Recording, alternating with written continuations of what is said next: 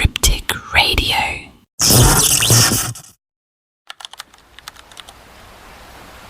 I never believed that darkness could be alive until that autumn night changed everything.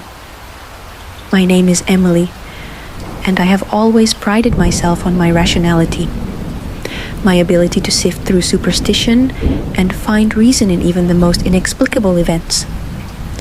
But nothing in my life prepared me for what I encountered on that fateful evening. A night that would shatter the comfortable illusion of normalcy and reveal a hidden world of terror and inexplicable forces. It started with subtle signs. I was living in a quiet Midwestern town, known more for its cornfields and small-town charm than for any paranormal occurrences. Yet whispers began to circulate among the locals about a mysterious residence on the outskirts of town, a dilapidated manor that seemed to be steeped in an aura of despair. They spoke in hushed tones about inexplicable noises, shadows that moved on their own, and a sense of foreboding that clung to the very air. I, drawn by an insatiable curiosity and a desire to document the truth behind these tales, found myself irresistibly pulled towards this place. One chilly October evening, as the sun sank below the horizon and painted the sky with strokes of bruised purple and orange, I found myself driving down a narrow, winding road that led to the manor. The trees, stripped of their summer vibrancy, formed dark silhouettes against the fading light. I remember feeling as though the very landscape was whispering secrets of long-forgotten horrors. I parked my car near a rusted iron gate that creaked in the wind, its sound echoing like a warning in the silence of the night. The manor itself loomed before me, its once grand facade now marred by time and neglect. Ivy crawled along the stone walls, and broken windows stared blankly out like the eyes of a long-dead witness. I stepped out of my car, my breath visible in the cool air, and hesitated at the threshold. There was something unsettling in the silence, a stillness that was far more oppressive than any noise I had ever encountered. Inside, the atmosphere was thick with the scent of decay and incense, an odd combination that sent shivers down my spine. I had heard that the family who once lived here were devout believers, their lives intertwined with the mysteries of the supernatural. The case that haunted the nation for decades, the notorious Exorcism of Roland Doe, had its echoes in this very place, and I could almost feel the weight of that history pressing down on me.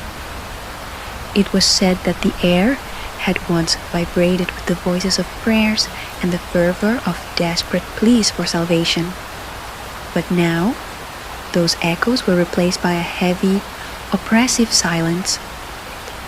I moved cautiously through the grand foyer, my footsteps muffled by a thick layer of dust that blanketed the floor. The decor was a mix of faded elegance and disrepair. Tarnished chandeliers hung precariously from the high ceiling, and portraits of stern-faced ancestors lined the walls, their eyes seeming to follow my every move. As I wandered through the labyrinthine corridors, I couldn't shake the feeling that I was being watched, observed by unseen eyes that measured my every step with silent judgment. The further I ventured into the depths of the manor, the more palpable the sense of dread became.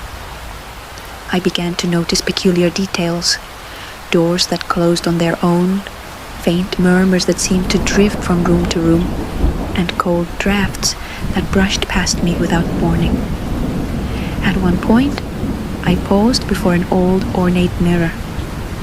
In its cracked reflection, I saw not just my own pale face, but the fleeting glimpse of a figure standing behind me, a shadow that vanished the moment I turned around. My heart pounded in my chest as I whispered, "Hello?" only to be met by the echo of my own voice. I couldn't decide if it was my imagination or something more sinister that was playing tricks on me. I finally arrived at a narrow staircase that spiraled downward into the unknown depths of the house. The steps creaked under my weight as I descended into a darkness that seemed to swallow every bit of light. At the bottom, I entered what appeared to be a small chapel. The room was dimly lit by flickering candles, arranged on a battered altar. Faded religious icons and relics hung on the walls, their once sacred presence now overshadowed by the palpable sense of despair. It was here, amid the relics of faith and the remnants of long-forgotten rituals, that I first encountered the phenomenon that would haunt me for years to come. A chill swept through the chapel as if a cold hand had brushed my shoulder. I felt an overwhelming presence, a force that was both malevolent and sorrowful. I knelt before the altar, unsure whether to pray or flee, when a sudden guttural sound filled the room. It was not a human cry, but a deep, resonant moan that seemed to come from the very bowels of the earth. The candles trembled, and for a fleeting moment, I saw the flicker of a face in the flame, a face contorted in anguish and rage. I froze, my mind racing with thoughts of demonic possession and the dark secrets of exorcism that I had only read about in textbooks and old newspaper clippings recounting the infamous case of Roland Doe. I recalled that case vividly, the desperate measures taken by priests, the harrowing struggles with forces beyond human comprehension, and the lingering question of whether the evil had truly been banished or merely subdued. In that moment, I could feel that same raw, unbridled terror enveloping me. It was as though the very essence of that historic exorcism had seeped into these walls, transforming the space into a battleground between light and darkness. With trembling hands, I reached out to the altar, my fingers brushing against an old, leather-bound prayer book. The pages were brittle with age, yet the words inscribed within seemed to vibrate with a power that defied time. I began to read aloud, my voice steadying as I recited prayers I barely remembered from childhood.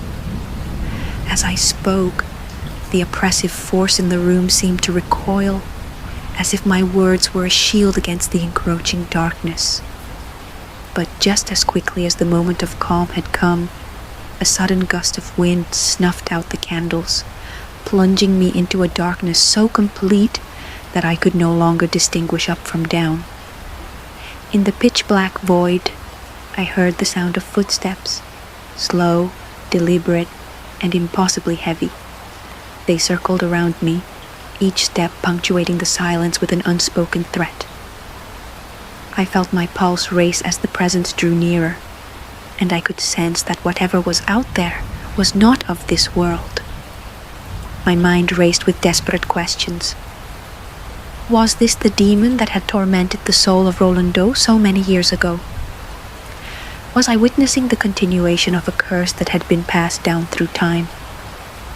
The terror of these unknown answers threatened to overwhelm me, yet I clung to the hope that my faith, rekindled by those ancient prayers, might provide some protection. When the lights finally flickered back to life, I found myself alone in the chapel, yet the echoes of that ominous presence lingered like a curse. The prayer book lay open on the altar, its pages now marked with unfamiliar symbols that I hadn't noticed before. A hidden language of despair, perhaps a desperate plea for redemption from forces beyond mortal understanding. I could feel my skin crawling as I traced my finger over the cryptic markings, each line a reminder of the darkness that had invaded the sacred space. I left the chapel that night with more questions than answers. The manor, with its haunted corridors and spectral echoes, had revealed only a fraction of its secrets. I couldn't shake the feeling that I had been chosen for something far beyond mere investigation, a role that would force me to confront the very nature of evil and the fragile boundary between the living and the dead. As I drove away from the manor, the image of that tormented face in the candle flame remained etched in my mind, a constant reminder that the darkness was not yet vanquished. Instead, it had merely retreated, biding its time until it could rise again. In the days that followed, I found myself plagued by nightmares and unsettling visions. I would wake in the dead of night, drenched in sweat, the echo of that guttural moan reverberating in my ears. I tried to convince myself that it was all a trick of the mind, a product of isolation and fear. But deep down, I knew that what I had witnessed was real. The manor had awakened something within me, a connection to a realm of horror that defied logical explanation. Every shadow in my apartment seemed to shift with a life of its own. Every creak of the floorboards outside my window, a sinister whisper calling me back to that forsaken chapel. I began to document my experiences in a tattered journal, scribbling down every detail in hopes of understanding the inexplicable. I delved into old records and newspaper archives, reading about the infamous case of Roland Doe with a mix of academic curiosity and mounting dread. The more I learned, the more I realized that my experience was not an isolated incident. It was part of a larger tapestry of supernatural occurrences that spanned decades. The parallels were uncanny. A young, tormented soul at the center of an exorcism, the desperate interventions of religious figures, and the lingering question of whether evil could ever truly be exorcised from the mortal realm. As I pieced together the fragments of history with the events I had witnessed, a chilling possibility emerged. Perhaps the forces that had once plagued Roland Doe were not confined to a single time or place, but were part of a recurring cycle, an eternal struggle between the forces of light and darkness. And perhaps, in my own way, I had become entangled in that cosmic battle. The thought was as intoxicating as it was terrifying.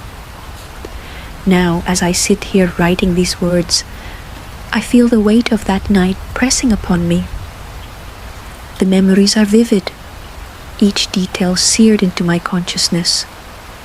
The cold touch of the unseen presence, the echoing footsteps in the darkness, and the haunted symbols that dance before my eyes.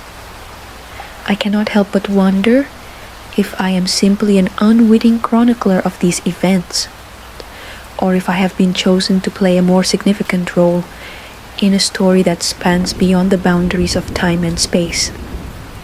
Every time I close my eyes, I am transported back to that decaying manor, to the narrow staircase leading to the chapel, to the moment when the darkness nearly consumed me. And in those moments, I realize that my journey has only just begun.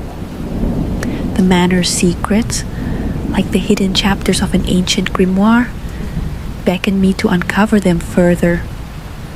I feel an inexplicable pull toward that place, as if the very forces I once feared are now calling me back to complete a task I never knew I had been assigned.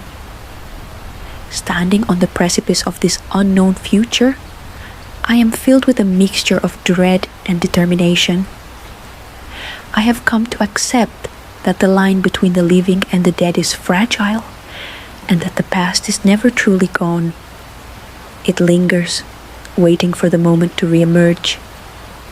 The echoes of that cursed exorcism, the same echoes that once tormented a young boy in a distant time, now whisper to me in the dead of night.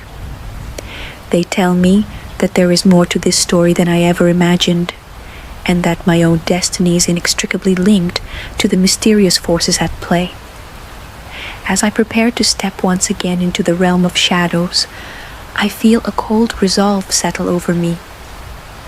I will follow these whispers, these hints of a darker truth, wherever they may lead, even if it means confronting the very embodiment of evil.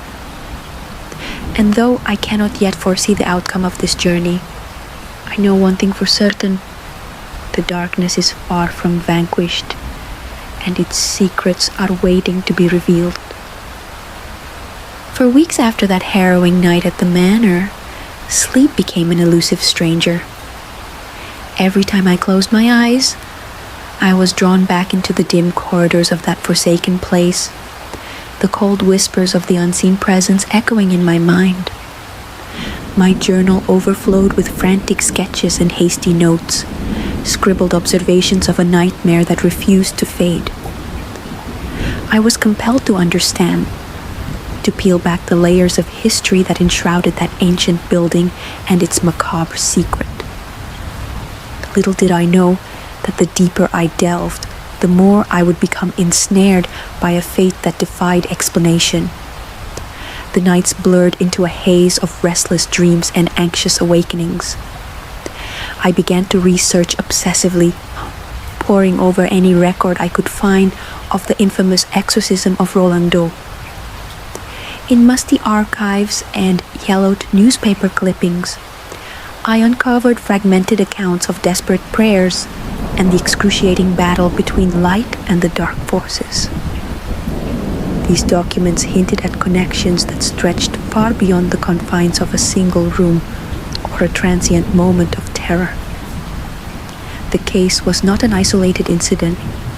It was part of an enduring tapestry of supernatural struggle, and somehow the manor was woven into that same fabric.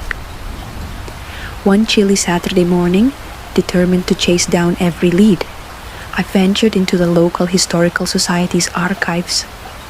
The building was a relic in itself, its walls lined with sepia photographs and brittle records that told the story of our small town's forgotten past. I spent hours sifting through old files until a faded document caught my eye, a handwritten ledger with the header, "The Deacon's Records." Its script was erratic and hurried, as though penned in a state of frantic urgency. The entries mentioned a series of inexplicable events that had plagued the town decades ago, and, to my shock, there were repeated references to a manor on the outskirts, whose legacy was forever intertwined with the mysterious exorcism. As I carefully transcribed the document in my notebook, a name kept reappearing: a local priest named Father Lawrence. According to the records, Father Lawrence had been summoned to perform an exorcism on a tormented child in a house that bore a striking resemblance to the manor I had visited.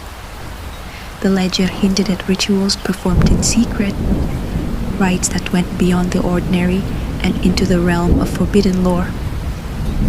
I left the archives with a sense of urgency and trepidation, the weight of the revelations pressing on my soul. I knew that the next step was to return to the manor, this time not as a curious investigator, but as someone determined to confront the darkness that had seeped into my very being.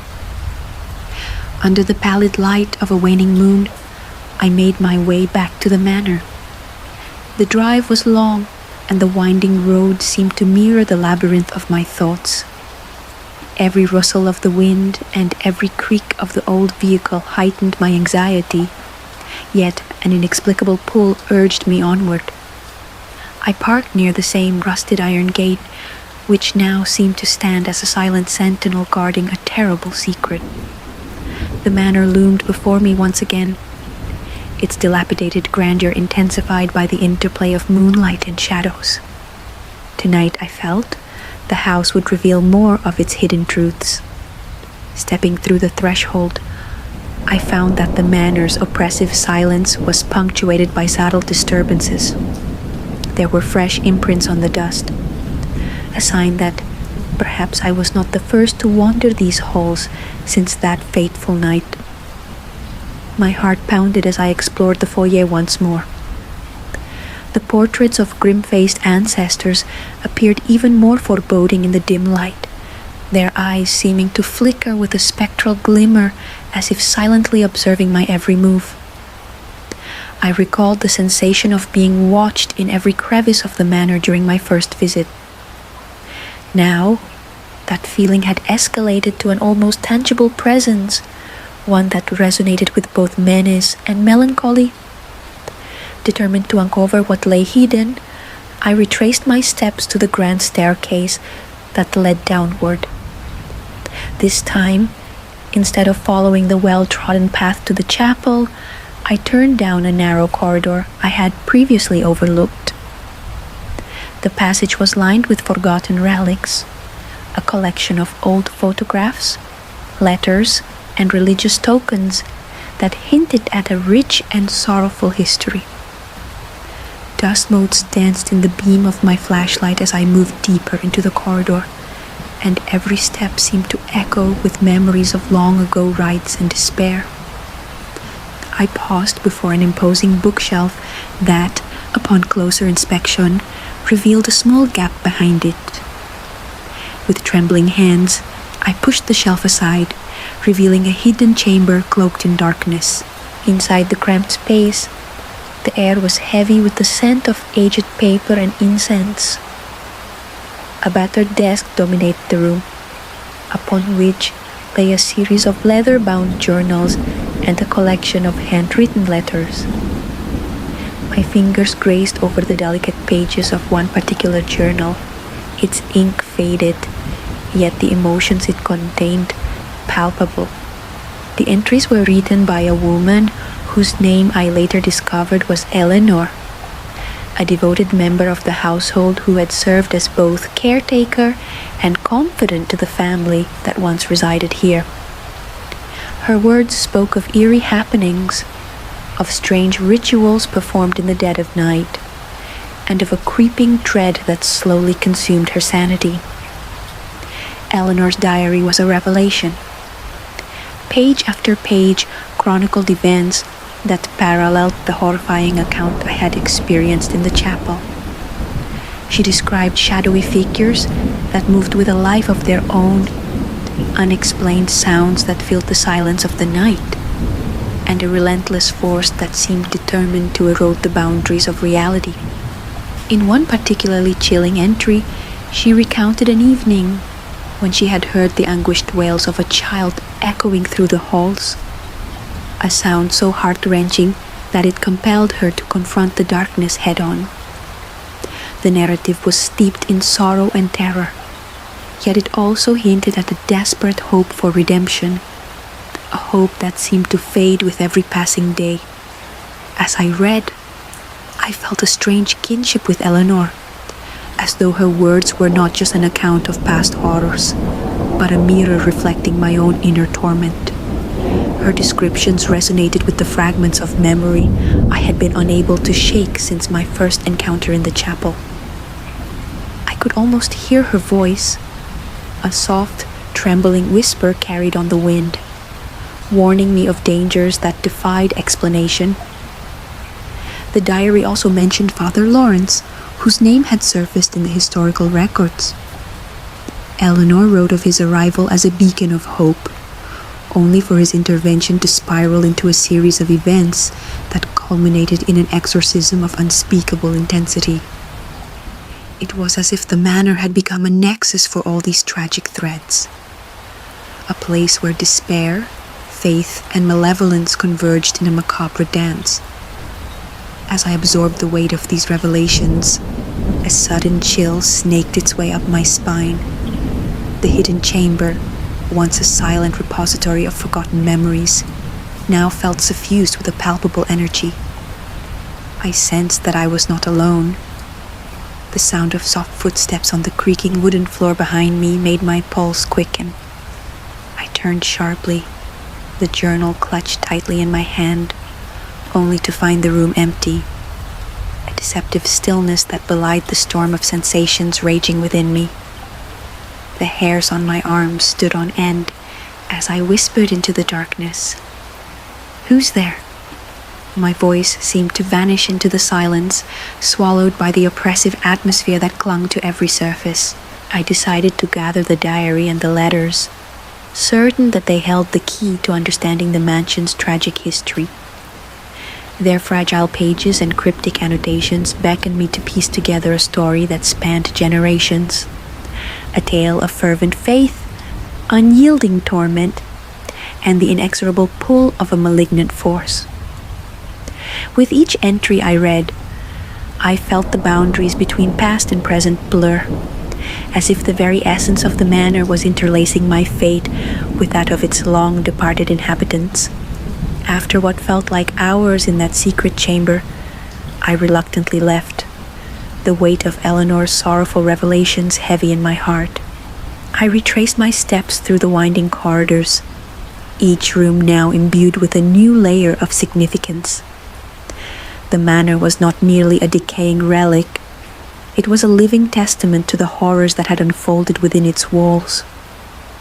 Every creak, every whisper of wind through broken glass carried echoes of the past, a past that was determined to resurface in the present. Once again, I found myself in the grand foyer, where the silence seemed to pulse with unspoken secrets. As I paused to reflect on the day's discoveries, a glimmer of movement caught my eye, a flash of pale light darting across the periphery of my vision.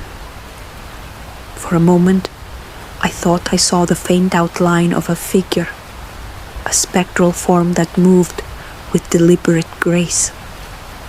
It was as if the manor itself had acknowledged my intrusion into its hidden narratives, urging me to uncover more. My heart pounded with a mix of fear and excitement, the thrill of discovery mingling with the terror of what lay ahead. The further I delved into the manor's mysteries, the more the threads of my own life began to intertwine with its dark history. That night, as I lay in bed at my modest apartment, far from the oppressive aura of the manor, I could not shake the feeling that I was being beckoned back. The diary's cryptic entries and the historical accounts of Father Lawrence and Eleanor haunted my thoughts. I felt as though the past was reaching out, urging me to follow its call. The more I read, the more I suspected that there was a reason I had been drawn to this cursed place, a connection that went beyond mere chance. The next morning brought no relief. The persistent hum of anxiety clung to me like a second skin as I recounted every detail of the previous night's investigation. I spent hours cross-referencing Eleanor's diary with the archival records, piecing together a timeline that stretched back decades. There were discrepancies and gaps, mysterious absences in the narrative that only deepened the enigma. One entry in particular stood out, a hastily scrawled note referencing a meeting of souls at the stroke of midnight, a convergence of forces that defied natural law. The note was unsigned, its origins lost in the mists of time, yet it carried an urgency that sent chills down my spine. Unable to shake the feeling of impending dread, I resolved to return to the manor one more time. I needed to confront the darkness that had both terrified and fascinated me since that first night. Before departing, I took a long, hard look at my reflection in the mirror, a pale visage marked by sleepless nights and haunted eyes. I wondered if the manor had already begun to claim me, if its malevolent history was destined to merge with my own. The thought was both exhilarating and horrifying, a duality that encapsulated the very essence of the supernatural. That evening, armed with Eleanor's diary, a few additional documents from the archive, and an unyielding determination to uncover the truth, I made my way back to the manor. The night was heavy with the scent of rain and decay, and as I approached the iron gate, I felt the weight of unseen eyes upon me. The manor loomed larger than ever, its silhouette etched against the darkening sky like a macabre monument to lost souls. I pushed open the creaking gate and stepped into the domain of memories and malevolence once more. Inside, every step felt like a descent into madness. The corridors whispered with secrets and regrets, and the very walls seemed to breathe with the sorrow of those who had perished within. I navigated the labyrinthine passages with a mixture of trepidation and resolve, the diary clutched close to my heart like a talisman.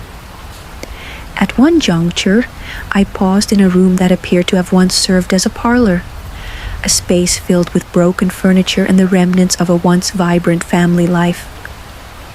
A large ornate mirror dominated one wall, its surface clouded with age.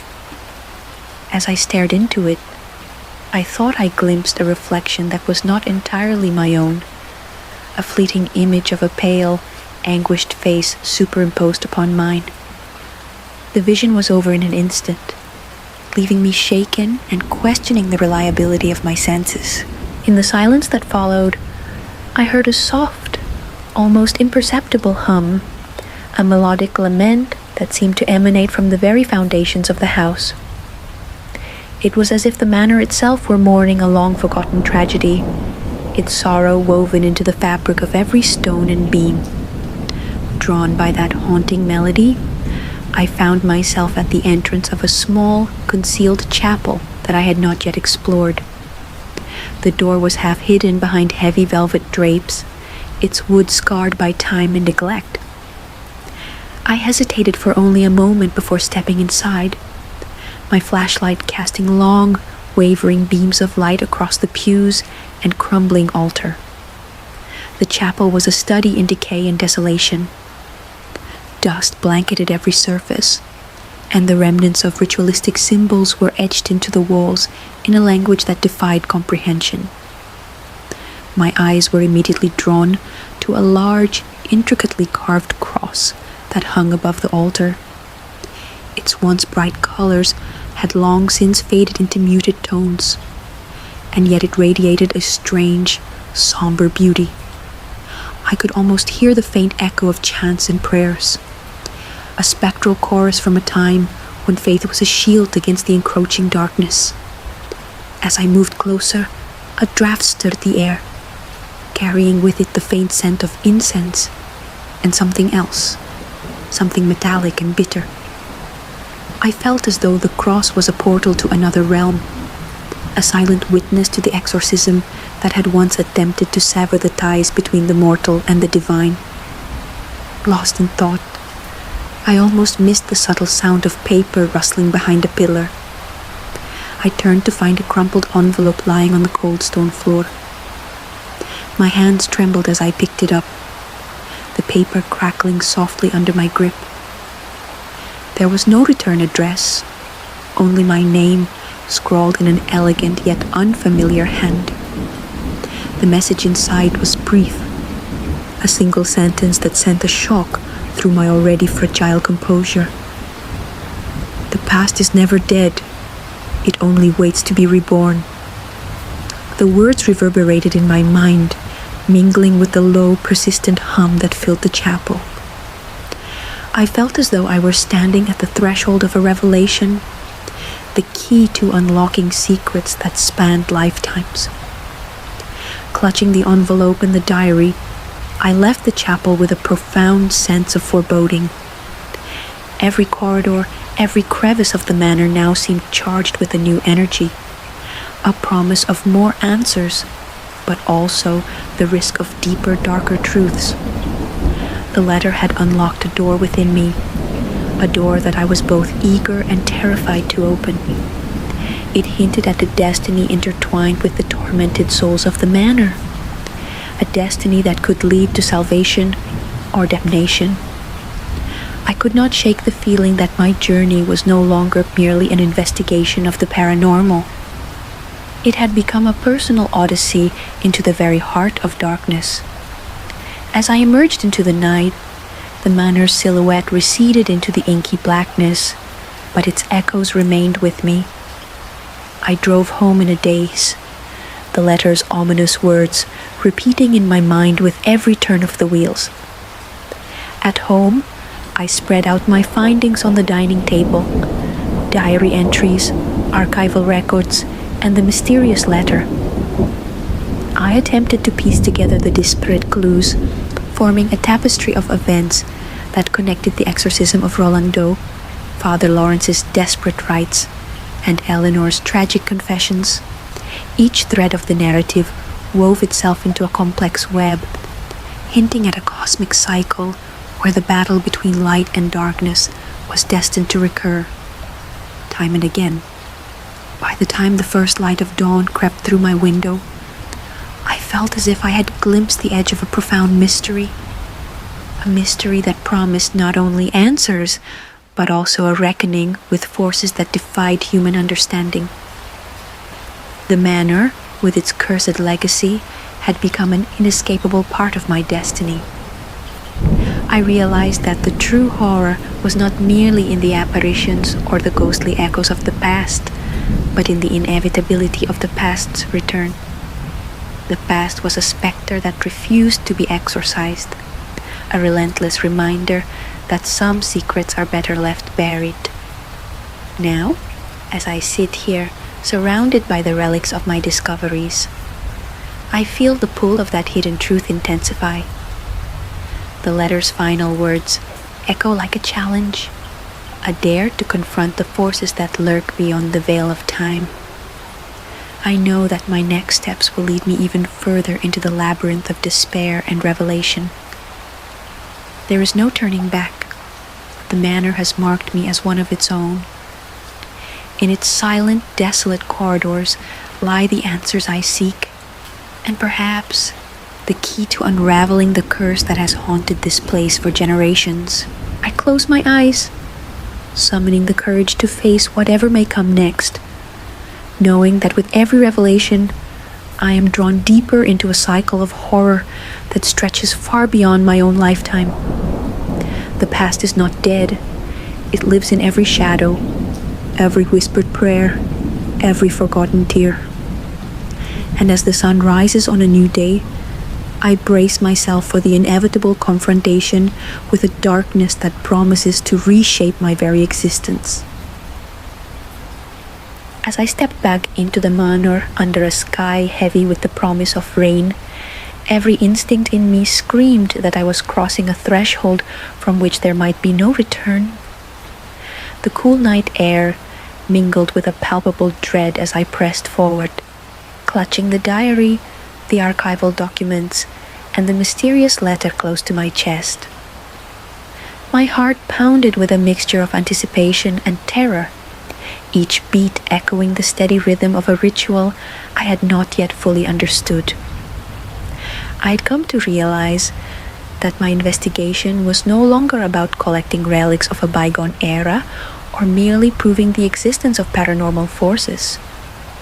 It had become a personal odyssey into the heart of darkness, a desperate quest to unearth the truth behind the exorcism that had haunted American folklore for decades. The Manor, looming like a sentinel of sorrow against the ink-black night, welcomed me with its eerie silence.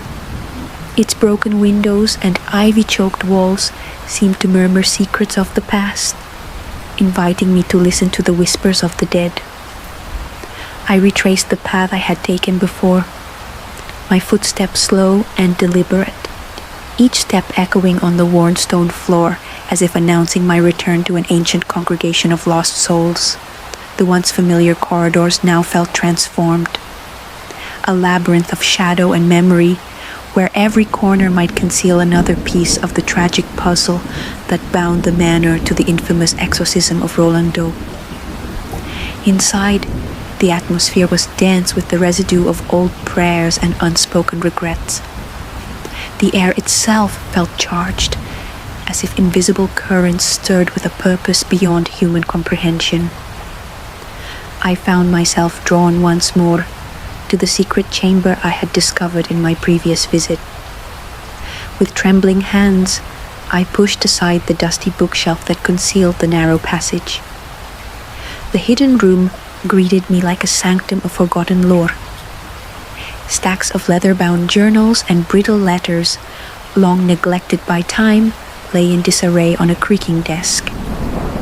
I spent what felt like hours poring over these remnants, deciphering cryptic notations and faded inscriptions that spoke of rituals performed in hushed desperation and nights filled with unspeakable horror. One journal, in particular, caught my attention. Its pages were filled with hurried, almost frantic handwriting, and it chronicled the inner torment of a caretaker whose name had been lost to history. The entries detailed midnight rituals, clandestine meetings in candlelit chambers, and the constant gnawing presence of a dark force that seemed to pervade every stone of the manor. The caretaker wrote of a recurring vision, a spectral figure, cloaked in sorrow, whose eyes burned with a mixture of grief and malevolence. As I read, I could almost feel the icy touch of that apparition brushing against my skin, as though it were reaching out to claim me as one of its own. Every word served as a stark reminder that the manor's legacy was not confined to mere ghost stories or urban legends. It was a living, breathing nightmare that continued to evolve. Determined to confront the source of this ancient darkness, I decided to follow the subtle clues left behind in the writings. The caretaker had mentioned a particular section of the manor, a narrow, winding passage that led to a forgotten chapel, hidden deep within the structure's bowels. The passage was said to be the nexus of the manor's most potent energies, a place where the barrier between the living and the dead was perilously thin. With a deep, steadying breath, I set out in that direction, my flashlight's beam slicing through the oppressive gloom. Every step forward was accompanied by a cacophony of creaks and whispers, as if the very walls were lamenting the intrusion of a mortal into their eternal vigil. The corridor narrowed until it seemed to vanish into an almost suffocating darkness. I could feel the air grow colder, and a sense of foreboding crept up my spine like tendrils of smoke. At the corridor's end, I discovered a heavy, rusted door, its surface etched with symbols that pulsed with a faint, otherworldly glow. With a hesitant push, the door swung open, revealing the hidden chapel, a sanctuary of despair that had long since lost its sacredness. Inside, rows of time-worn pews faced an altar draped in tattered velvet. Candles, their flames reduced to mere whispers of light, flickered uncertainly in the draft that swept through the room. The atmosphere was thick with the mingled scents of burnt incense and decaying wood, each breath filling my lungs with the heavy perfume of lost faith. I took a tentative step forward, drawn by an inexplicable force that seemed to beckon me deeper into the chapel's heart. In the silence, broken only by the soft drip of condensation and the occasional rustle of unseen movements, I noticed a series of carved symbols adorning the altar's surface. They resembled the markings I had seen in Eleanor's diary, a secret language of sorrow and torment that connected every piece of this cursed edifice. As I traced my fingers along the cold stone, I felt an electric jolt ripple through my body, as if I had touched a conduit between worlds. In that instant, the candlelight flared brighter, and for a split second, I saw a vision in the reflection of a nearby stained glass window. A fleeting image of a woman, her face etched with anguish, her eyes pleading for redemption. The vision vanished as quickly as it had appeared, leaving me to wonder if it was a trick of my mind or a genuine glimpse into the manor's haunted soul. The intensity of the experience left me breathless, and I took a moment to steady my racing heart. I recalled the ominous note from the letter. The past is never dead. It only waits to be reborn. Those words echoed in my mind as I slowly approached the altar. There, nestled among the dust and relics of long-forgotten rituals, lay a peculiar object, a small, intricately carved box made of dark, polished wood. Its surface was adorned with symbols that matched those in the journal, and it seemed to radiate a silent power. I hesitated before opening it, feeling that the box was a repository of secrets too dangerous to release. Yet, driven by an insatiable need to understand the forces that had ensnared me, I carefully lifted the lid. Inside, I found a collection of items, a handful of brittle pages bound by a faded ribbon, a tarnished locket, and a delicate, almost ethereal figurine of a woman with sorrowful eyes.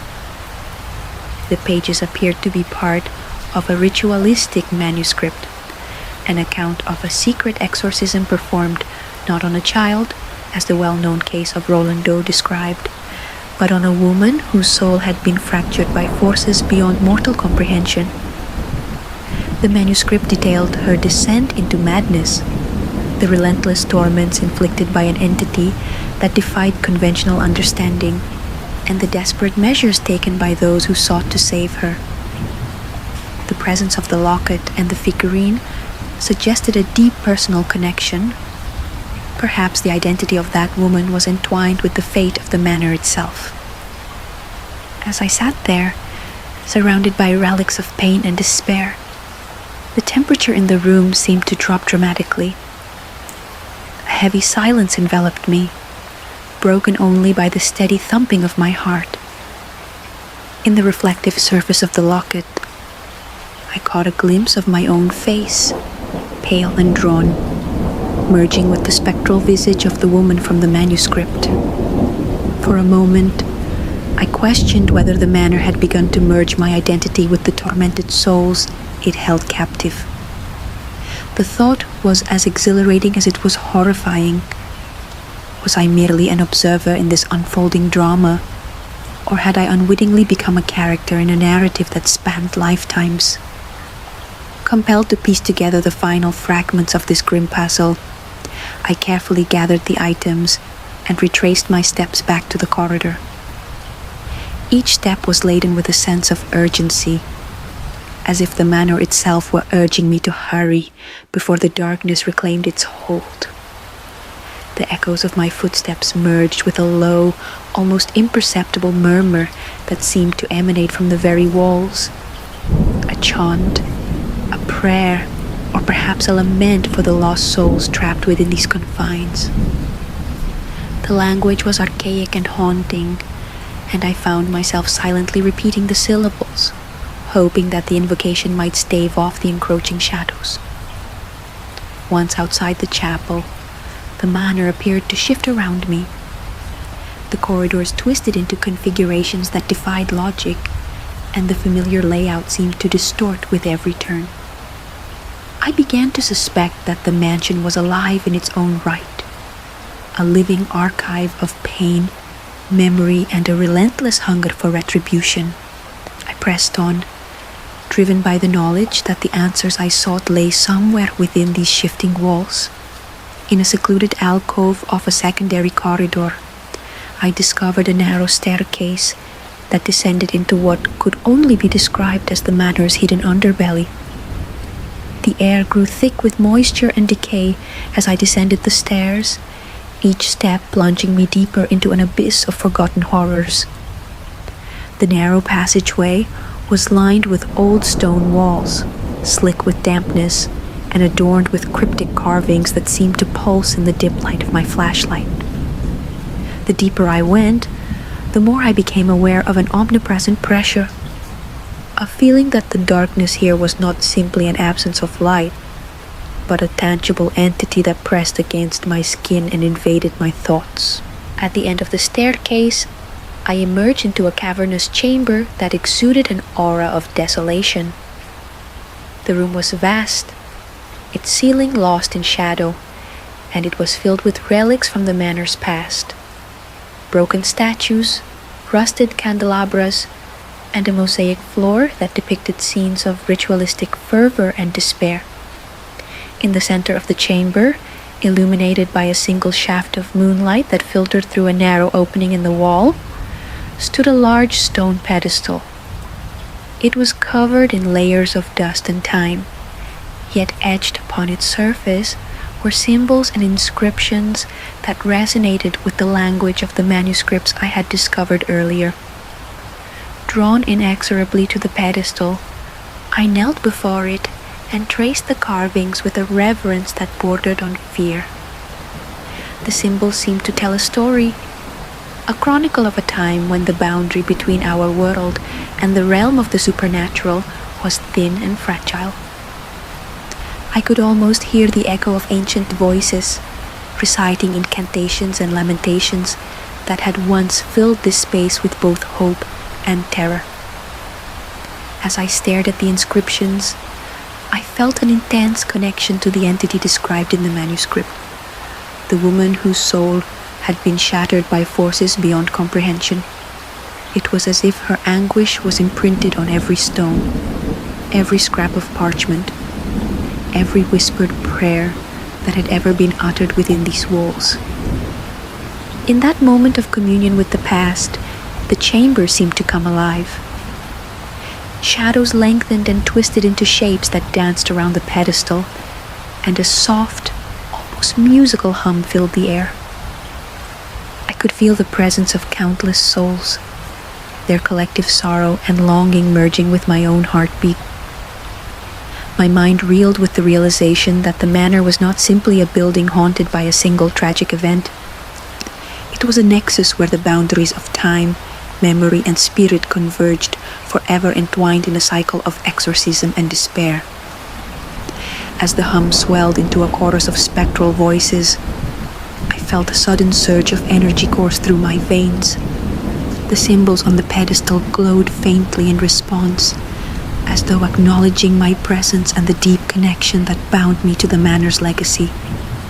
In that charged moment, I experienced a vision, a rapid cascade of images that flashed before my eyes. I saw the tormented face of the young boy from the infamous exorcism, the desperate prayers of Father Lawrence, and the sorrowful eyes of the woman whose locket now mirrored my own. The images intertwined with scenes of ritual and retribution, as if the past were unfolding in real time, inviting me to take part in its dark symphony. Overwhelmed by the intensity of the vision, I collapsed to my knees, the weight of centuries of anguish pressing down on me. My mind struggled to make sense of the revelations. Was I witnessing a convergence of souls? A moment where the cursed past and my own destiny coalesced into one inescapable truth? The boundaries between my memories, my fears, and the ancient history of the manor had blurred irreversibly, leaving me suspended in a liminal space where every whisper of the wind carried both a warning and an invitation. In the aftermath of that overwhelming encounter, I slowly regained my composure and resolved to document every detail of what I had experienced. With trembling fingers, I scribbled notes and sketches in my journal, trying desperately to capture the elusive fragments of the vision before they dissolved into the ether. I knew that this was only the beginning, that the manor, with its labyrinth of secrets and spectral guardians, was drawing me ever deeper into a web of fate and foreboding. Emerging from the underbelly of the manor, I felt an irrevocable change within myself. The experience had altered my perception of reality, leaving me with an unshakable certainty that the past was not dead. It was very much alive, pulsing through the veins of this cursed place. The relics, the manuscripts, and even the very architecture of the manor now resonated with the energy of long-forgotten rituals and unspoken tragedies. As I made my way back to the grand foyer, the echoes of that subterranean chamber continued to reverberate within me, a constant reminder that I was forever bound to the mysteries that lay hidden within these walls. Standing once again in the dim light of the foyer, I realized that every discovery, every spectral encounter, was a stepping stone leading toward a revelation that would upend everything I had known about faith, possession, and the thin line between salvation and damnation. The manor had marked me as its chronicler, its reluctant emissary to a realm where the dead communicated their sorrows through symbols and shadows. And though I trembled at the thought of what lay ahead, I could not turn back. The truth was calling, insistent and inexorable. I took one last look at the manor's imposing silhouette, its dark windows like unblinking eyes in the night, and vowed to continue my journey. The answers were within reach, hidden behind layers of ritual, memory, and a curse that spanned generations. Yet, with each revelation came a deeper understanding that some secrets are best left undisturbed. The convergence of my fate with the Manor's tortured past was both a burden and a beacon, guiding me toward a destiny that promised not closure, but an even darker twist in the tapestry of life and death. The night was at its darkest as I found myself once more standing before the Manor, its silhouette a jagged scar against a starless sky. Every step toward the imposing structure felt heavier than the last, a burden laden with secrets, memories, and a growing dread that I could no longer ignore. With the mysterious box and the caretaker's journal still clutched in my trembling hands, I stepped into the mansion's decaying embrace, determined to confront the darkness that had ensnared me. Inside, the corridors seemed even more labyrinthine than before, the once familiar passages now warped by the interplay of flickering light and deepening shadow. My flashlight's beam danced over peeling wallpaper and warped wooden panels, each creak of the floorboards a whispered reminder that the Manor was very much alive. It was as if the very architecture exhaled despair, its every crack and crevice holding echoes of forgotten sorrows. I moved slowly, my breath shallow, as I retraced the steps I had taken on previous nights. A ritual of cautious exploration that had now become an obsession. I turned a corner and halted in front of a grand antique mirror. Its ornate frame was tarnished by age, the once lustrous gold now a dull patina, but the reflective surface still held an eerie allure. For a long moment, I stared at my own face, pale, haunted, and etched with the lines of sleepless nights. But as I watched, I began to perceive something shifting behind my reflection. A flicker of movement, subtle and almost imperceptible. A figure, shrouded in darkness, seemed to hover just beyond the glass. I blinked, and the vision vanished, leaving me questioning the reliability of my own eyes. Had the Manor already begun to merge my perception with its own spectral narrative? With a racing heart, I pressed forward, my mind a tumult of conflicting emotions. I needed answers. I needed to know if I was truly alone in this desolation, or if the tortured souls of the Manor still lingered, desperate to share their stories.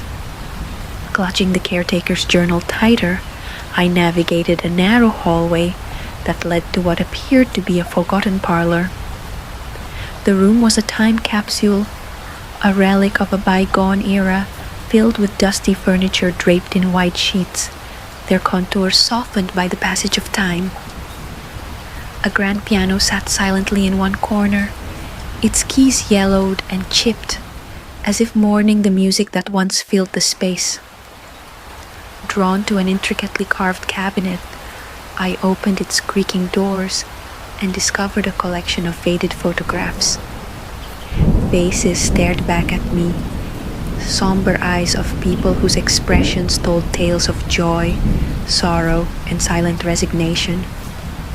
Among them, a particular portrait caught my attention. A woman whose delicate features and piercing gaze mirrored the sorrow that had haunted my dreams. Her identity eluded me, yet I felt a magnetic pull to her, as if she were the key to understanding the Manor's malignant force. Was she the very spirit hinted at in the manuscript, the shattered soul whose relics I had discovered earlier? The thought both terrified and intrigued me. Determined to uncover her story, I retreated to a small study tucked away behind the parlor. The room was lined with towering bookshelves, their contents long surrendered to dust and decay. A heavy oak desk stood at its center, its surface cluttered with ancient maps, handwritten letters, and a scattering of notes. I settled into a creaky chair and began to pore over every scrap of information I could find. The journal had mentioned a lineage, a family curse intertwined with the legacy of exorcism, a secret that spanned generations. I discovered references to a forbidden ritual that had been performed in this very manner, a desperate attempt to sever ties with a malevolent entity that refused to be exorcised. The documents hinted that the entity's power was not bound to a single soul or moment in time, but was instead a cyclical force, ever present, waiting to reclaim its hold over unsuspecting lives. Hours bled into the early morning as I cross-referenced the fragmented texts, piecing together a narrative that was as compelling as it was horrifying. I learned of a long-forgotten family, cursed by an ancestral sin that had doomed them to an endless struggle with darkness. The Exorcism of Roland Doe had been just one manifestation of this curse, a desperate attempt by religious figures to contain a force that was larger and more insidious than any single demonic possession. My own investigations, it seemed, were part of a much broader tapestry, one where the boundaries between the living and the dead were blurred, and the echoes of ancient rituals reverberated through the present. A sudden noise jolted me from my fevered concentration, a slow, deliberate creak that resonated from the far end of the study. I froze, my heart hammering in my chest, and listened intently. The sound was almost musical in its cadence, a soft, sorrowful melody that seemed to emanate from the very walls. I rose from the desk and cautiously approached a narrow window, drawn by the irresistible call of that spectral tune. Peering through the grimy glass, I saw nothing but the overgrown courtyard bathed in the pale glow of dawn. Yet, in that reflection, the same antique mirror I had encountered earlier reappeared, its surface now animated with a cascade of shifting images. The mirror's reflection became a portal to the past, a montage of fleeting visions that played out like a silent film before my eyes. I saw the woman from the portrait, her eyes brimming with anguish as she clutched a small, ornate box similar to the one I had discovered. I saw a group of robed figures gathered in a circle, their faces hidden in shadow as they chanted in a language I could not understand. I saw a young boy, his expression one of sheer terror, as unseen forces contorted his form in a grotesque dance of agony. The images flashed so rapidly that I could barely catch each detail, but the overwhelming sense of dread and sorrow they evoked was unmistakable. In that moment, I understood that the manor was not merely haunted by ghosts. It was a living canvas of tragedies and secrets, each reflection a piece of a puzzle that spanned centuries. I staggered back from the window, my mind reeling with the implications of what I had seen. The revelations were too immense to be contained within the dusty confines of that study. I knew that I had to delve deeper into the heart of the manor, to confront the spectral figures and uncover the truth behind the family curse that had ensnared so many. My resolve hardened with each passing moment, fueled by the realization that my fate was now irrevocably linked to the manor's dark legacy. Gathering my notes and the precious relics I had collected, the journal, the faded photographs, and the mysterious letter, I retraced my steps to the grand hall. The corridor, once a mere passageway between rooms, now seemed to pulse with a silent energy, each step reverberating like the beating of a drum. I could almost hear the manor's heartbeat, a steady, unyielding rhythm that marked the passage of time and the weight of its unspoken sorrows. In the grand hall, under the fractured light of a shattered chandelier, I found a large, ornate mirror mounted on the wall. Its surface was cracked and pitted, yet it retained an uncanny clarity that made it seem almost otherworldly. Compelled by an intuition I could neither explain nor resist, I approached the mirror. I stood before it, my eyes searching for the answers that had eluded me for so long. And then, in the depths of the reflection, I saw her again. The sorrowful woman from the portrait now standing directly behind me. Her eyes locked onto mine, a silent plea for help mingled with an inscrutable sadness. Frozen in that moment, I felt an inexplicable connection to her, a bond that transcended time and space. I could sense her memories, her pain, as if they were being transmitted through the mirror itself. The realization struck me like a bolt of lightning. The curse, the exorcism, and the endless cycle of torment were not isolated incidents. They were part of a continuum, a relentless force that sought to claim the souls of those who dared to uncover its secrets. I wondered if my own fate was sealed, that I was destined to become yet another victim of the Manor's insatiable hunger. A low, mournful sound filled the hall, as if the building itself was lamenting a loss that had been carried through the ages. The sound swelled into a cacophony of whispered voices, each one overlapping with the others in a chorus of despair. In that overwhelming moment, the mirror's reflection shifted again. The image of the woman dissolved into a torrent of images, faces contorted in anguish, figures reaching out from the shadows, and moments of exorcism that played out in rapid succession. The overwhelming influx of memories and emotions left me breathless, my mind struggling to discern reality from the phantasmal echoes of the past. I staggered back, my legs threatening to give way beneath the weight of the revelation. Every instinct in me screamed to flee, yet I felt compelled to remain, to witness the truth laid bare before me. In the depths of that sensory overload, I felt a presence behind me, a gentle, insistent touch at the nape of my neck that sent a shiver coursing through my spine. I turned slowly, half expecting to see a ghostly hand reaching out, but the space behind me was empty, occupied only by the swirling shadows of the hall. As I gathered myself, I realized that the Manor had bestowed upon me a terrible gift, a glimpse into the cyclic nature of its curse, and the unyielding grip it held over those who dared disturb its secrets. The spectral voices, the shifting images in the mirror, and the palpable sorrow that hung in the air were all pieces of a puzzle that I was now irrevocably a part of. I could feel the weight of generations pressing down upon me, the whispered regrets of lost souls, the desperation of those who had tried to break free, and the relentless pull of an ancient evil that refused to die.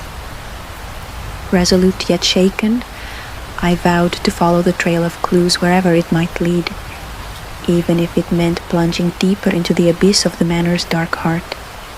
I knew that every step forward would bring me closer to a truth that could shatter the boundaries between my own existence and the cursed legacy of this place. The journey ahead was fraught with peril, and the answers I sought might demand a sacrifice I was not yet willing to comprehend. But the insistent call of the Manor, the spectral murmur of the voices in the mirror, left me with no other choice. With the first light of a waning dawn creeping through the fractured windows, I left the grand hall behind, carrying with me the chilling revelations of that encounter. Outside, the world seemed to have moved on, indifferent to the horrors that lay hidden within the Manor's walls. Yet, as I stepped into the crisp morning air, I could still feel the echo of those whispered voices, an ominous promise that the curse was far from over. The woman's eyes, her sorrow, and the endless cycle of exorcism and despair would continue to haunt me until I unraveled the final mystery of this cursed lineage. I walked away with a heavy heart, and a mind swirling with new questions. What was the true nature of the entity that had intertwined its fate with the cursed family? How had the ritualistic practices of the past given birth to a cycle of relentless torment? And most disturbingly, was I, in my quest for truth, becoming yet another chapter in the Manor's long, tragic chronicle? In the solitude of that morning, as I paused on the overgrown path leading away from the Manor, I felt a profound shift within me. The experiences of the previous nights had altered something fundamental. A line had been crossed, and there was no returning to the world I once knew. My journey had evolved from a mere investigation into a desperate personal odyssey against a force that defied explanation. The Manor had claimed a part of me, binding my fate to its own tragic legacy. And as the sun rose slowly, dispelling the darkness of the night, I realized that the true horror was not in the supernatural occurrences alone, but in the inescapable destiny that now lay before me. A destiny written in the silent tears of the past and the haunting whispers of the damned. The night was restless as I returned to the Manor once more, the oppressive weight of its curse pressing down on every step I took. I found myself standing before the grand entrance, the ancient door looming like the threshold to a forbidden world. The manuscript, the diary, and the fragments of photographs burned in my satchel, a silent reminder of the tragedies that had led me here, seemed to whisper a desperate plea: uncover the truth before the darkness consumes all. As I crossed the threshold, an inexplicable chill snaked along my spine, and I knew that the Manor had decided it was time to reveal another chapter of its tortured past. Inside, the corridors twisted and turned in ways that defied all reason, as though the very architecture of the Manor had shifted to accommodate the restless spirits that roamed its halls. Every creak of the floorboard, every sigh of the wind through broken windows carried a resonance of agony and despair. I moved slowly, my flashlight's beam quivering as I traced the once familiar path to the heart of the mansion, a place where the veil between life and death felt impossibly thin. I could almost taste the stale sorrow that lingered in the air, an aroma intermingled with decay and the lingering traces of burnt incense. Here, in this labyrinth of memory and misfortune, the past stirred vigorously, and the echoes of exorcism rituals long past vibrated in the silence.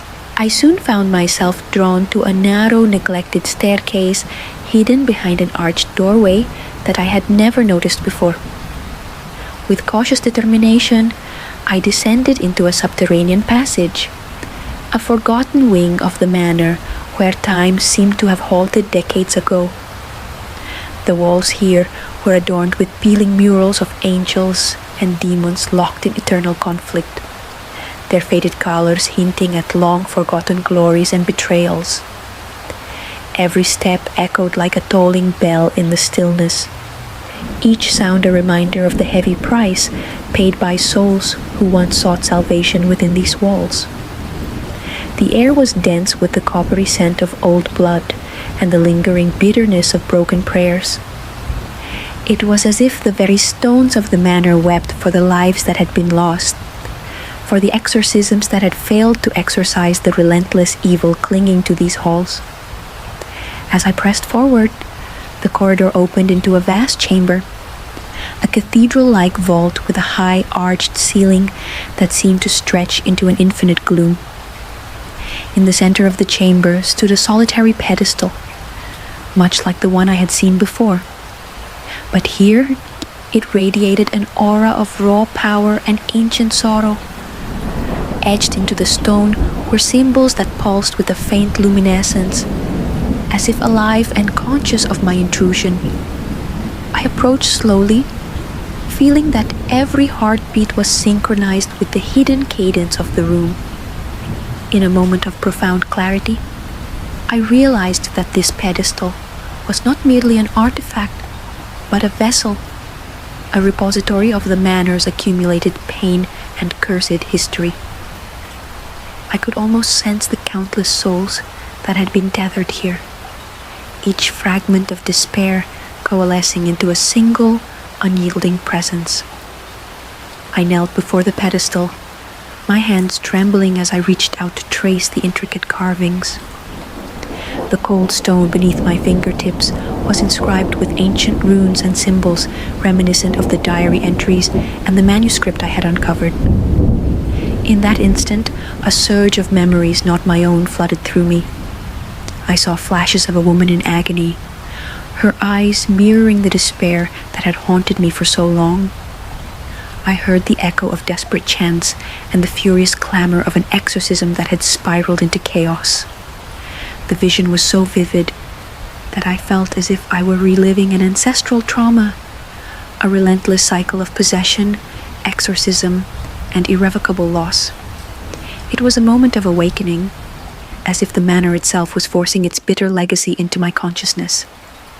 My mind raced with questions.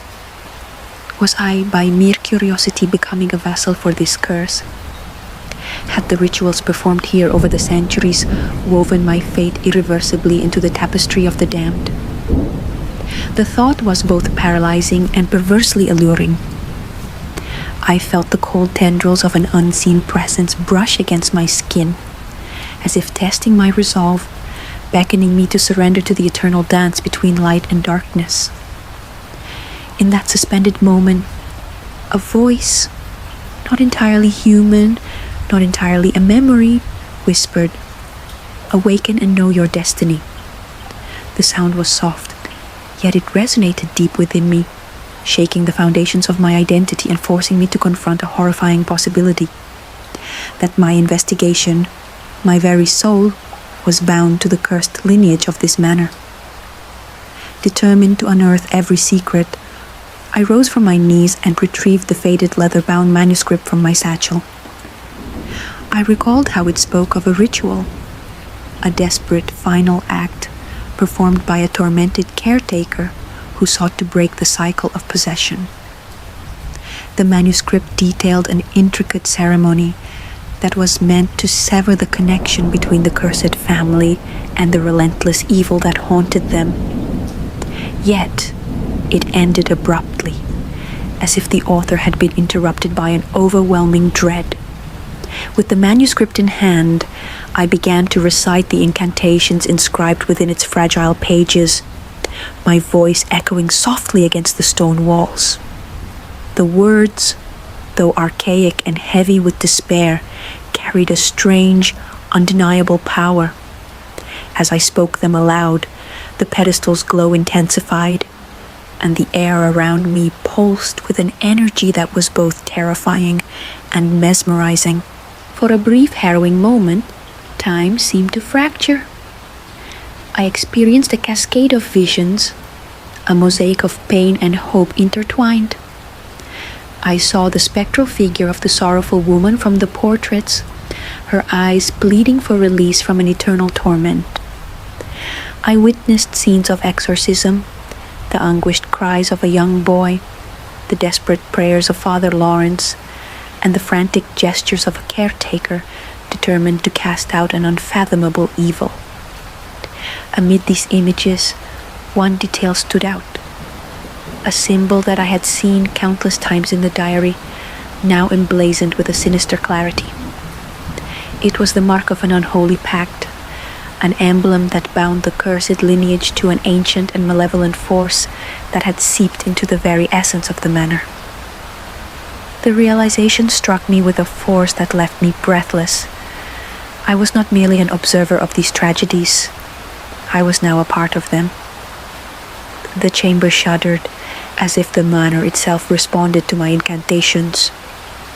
Dust swirled in the air, illuminated by the increasing glow of the pedestal, and the walls seemed to hum with the collective sorrow of those who had suffered here. I continued reciting the ancient words, each syllable a desperate plea for clarity and redemption. And then, in a moment that felt both eternal and fleeting, the room fell silent. The glow receded, leaving me in an almost unbearable darkness that was at once physical and spiritual. In the stillness that followed, I felt a profound shift within me, a subtle, inexorable change that whispered of transformation and of destiny fulfilled. I sensed that the curse that had haunted these halls for generations was stirring, preparing to claim its due. And yet, amidst the foreboding dread, a spark of defiant hope ignited within me. Had I, by daring to confront the Manor's deepest secrets, unlocked the final piece of a puzzle that spanned centuries? Or was I merely an unwitting pawn in a game of cosmic forces, destined to perpetuate the cycle of despair? A sudden, resounding knock shattered the silence, a deep rhythmic thud that reverberated through the chamber like the toll of a death knell. I startled, my heart pounding in my ears as I turned toward the source of the sound.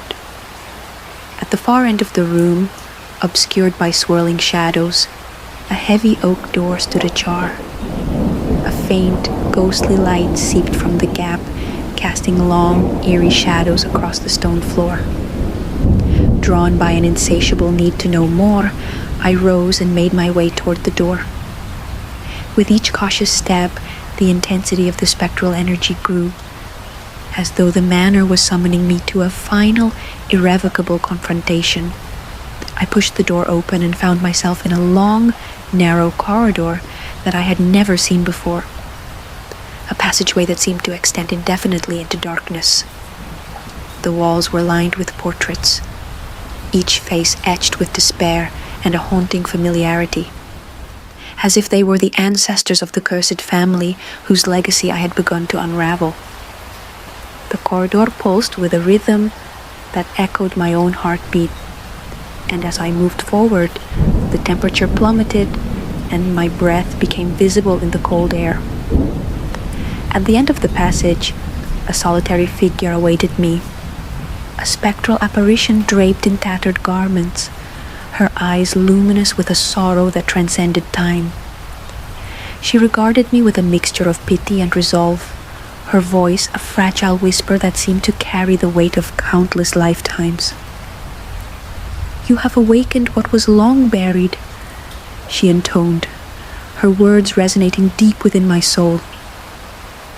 The curse of this manor is not simply a relic of the past. It is a living entity, bound to the fate of those who dare disturb its slumber. You have been chosen to bear the burden of its legacy, to either break the cycle or become a part of it forever. In that moment, I realized the enormity of the choice before me. The cursed energy of the Manor was not an abstract evil, but a tangible force that sought to claim me, to draw me into its endless cycle of suffering and redemption. My heart wavered between the terror of what lay ahead and a resolute determination to rewrite the fate that had been inscribed in these walls. The spectral woman extended a trembling hand toward me, her touch both a benediction and a warning. "The final truth lies in the union of the past and the present," she murmured. "Only when you embrace your destiny will the curse be lifted or condemned to eternal recurrence." Her words left me suspended in a vortex of emotion and uncertainty. I knew that the answers I had sought were now within my grasp, but so too was the risk of becoming irrevocably entangled in the Manor's malevolent design.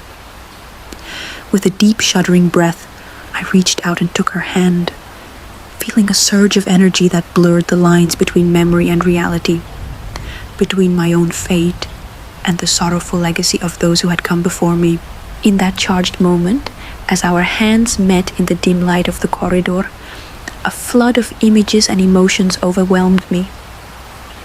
I saw the exorcism of Roland Doe unfold once again.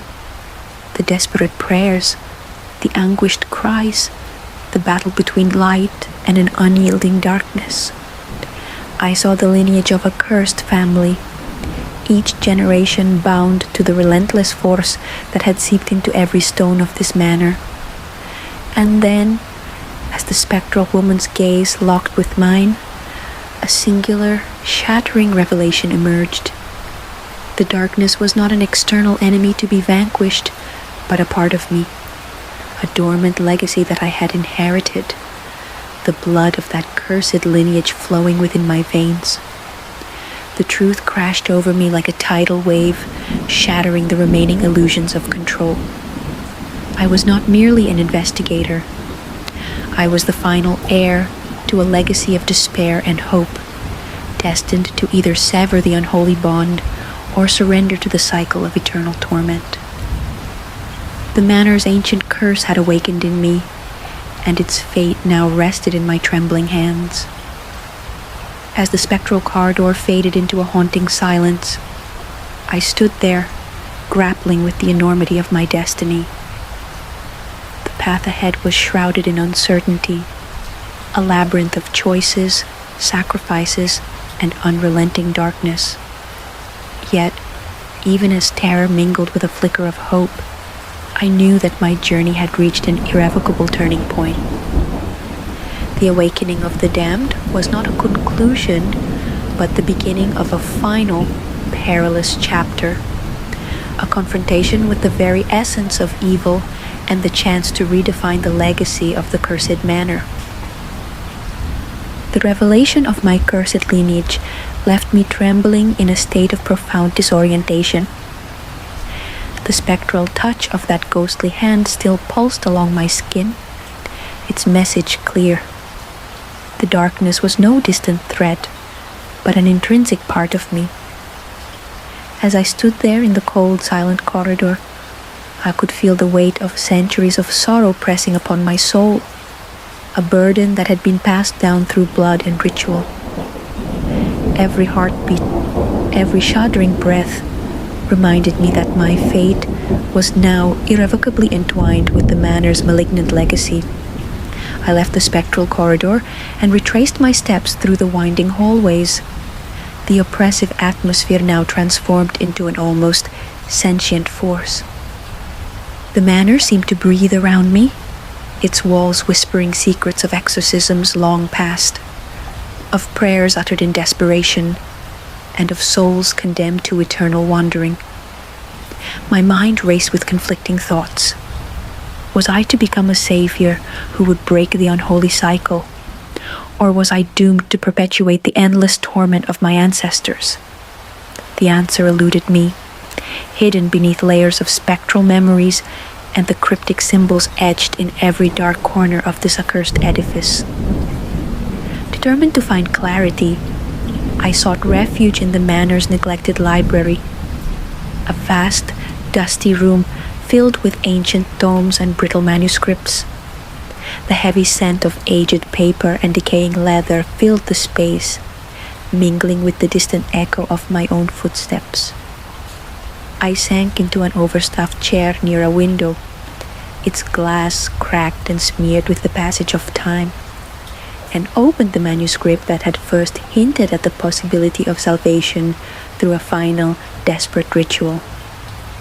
The pages, yellowed and delicate, described in excruciating detail a ceremony that could sever the unholy bond between the cursed bloodline and the malignant force that had haunted us for generations. According to the manuscript, the ritual required not only the recitation of archaic incantations, but also a journey into the very heart of the manor's darkness, a descent into an underground crypt known only as the Abyss. This crypt, hidden beneath layers of forgotten architecture, was said to be the repository of all the pain and anguish that had been accumulated over the centuries. It was there, amid the stagnant air and oppressive gloom, that the souls of the damned were said to linger in eternal torment. Only by confronting this abyss and embracing the darkness within could one hope to alter the course of the curse. With a deep, steadying breath, I resolved that I would embark on this perilous journey.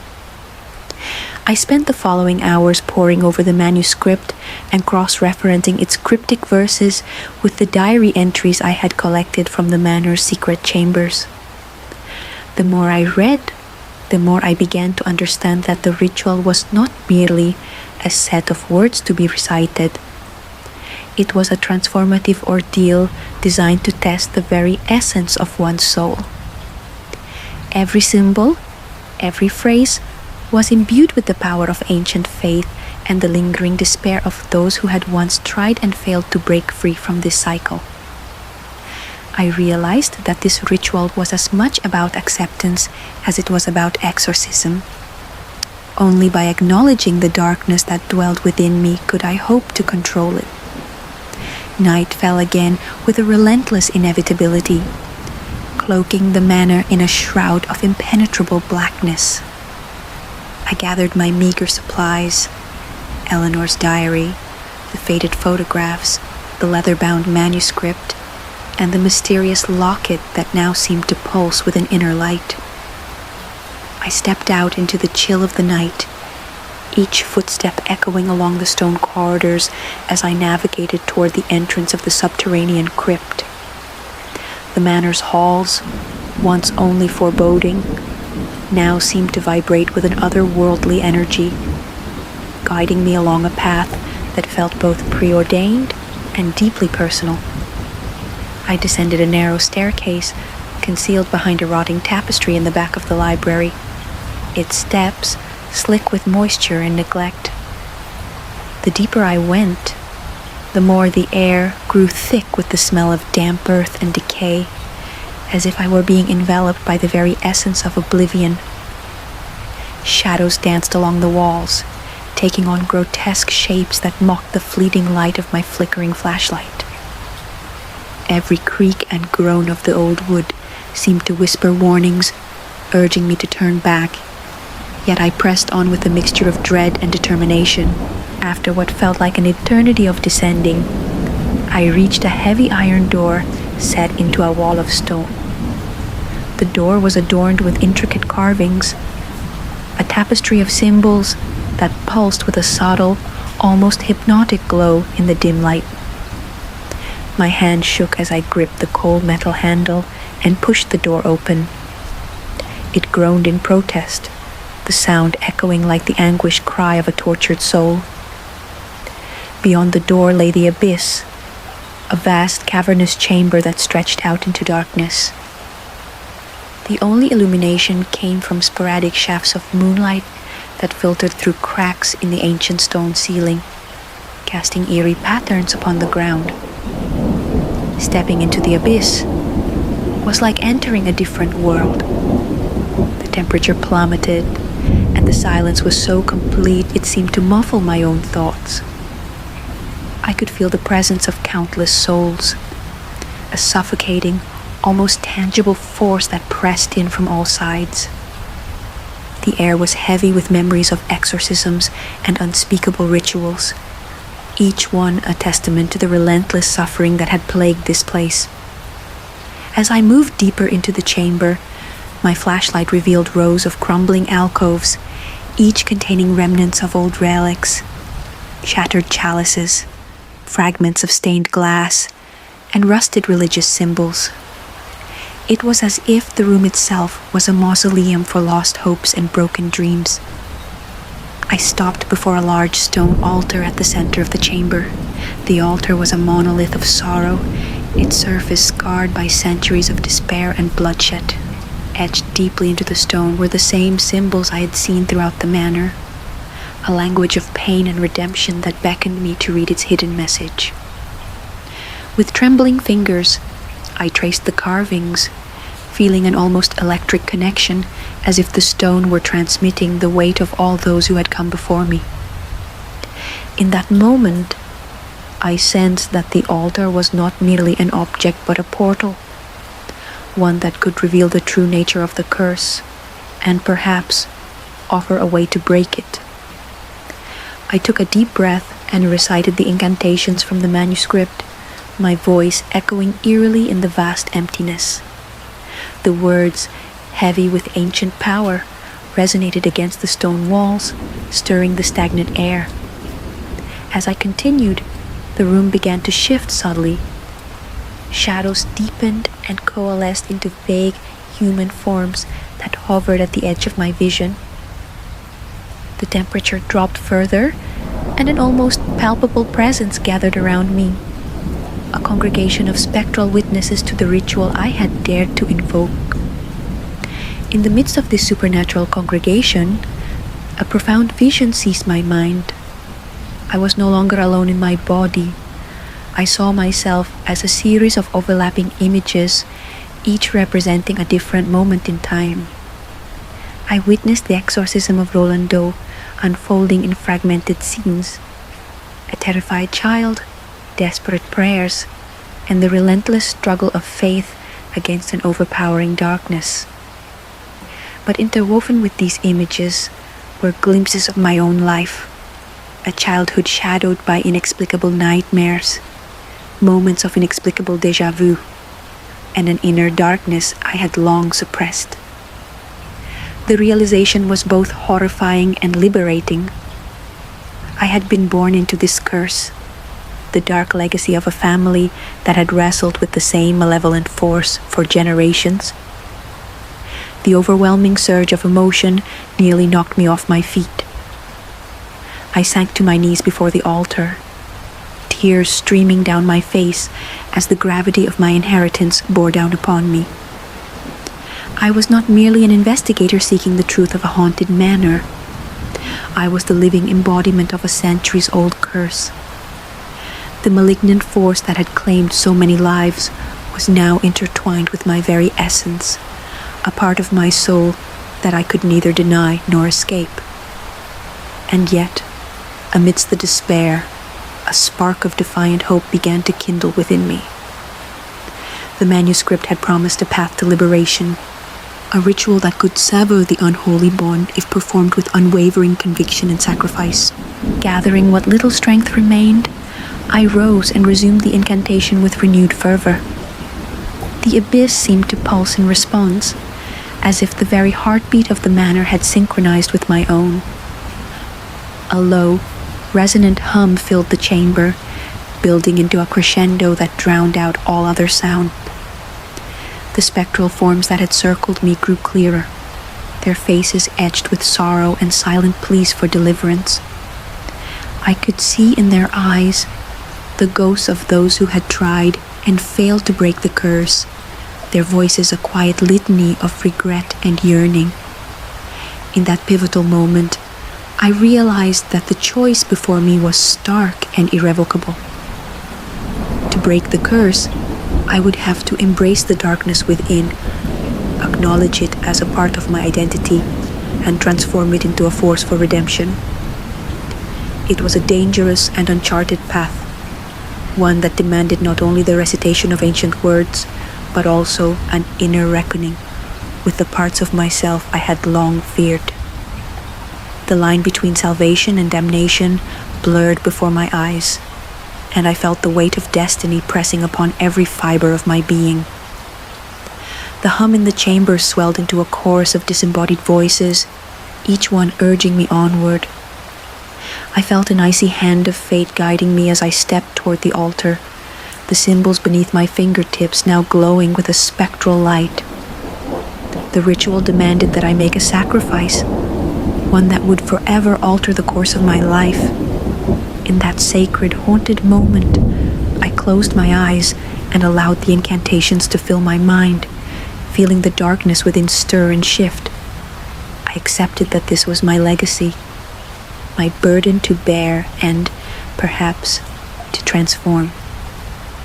Time seemed to slow as the final words of the ritual left my lips, their echoes merging with the murmurs of the abyss.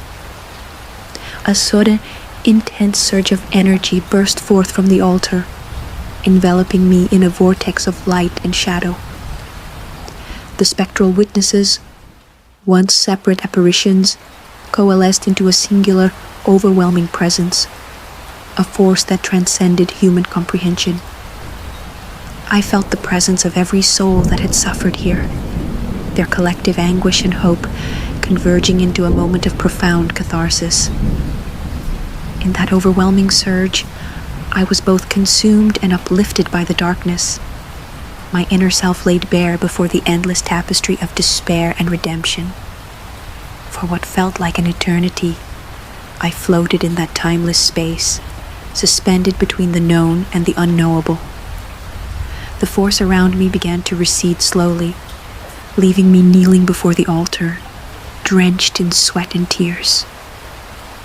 The abyss had imparted its grim knowledge, a final, unyielding truth. I was the inheritor of both the curse and the hope for salvation.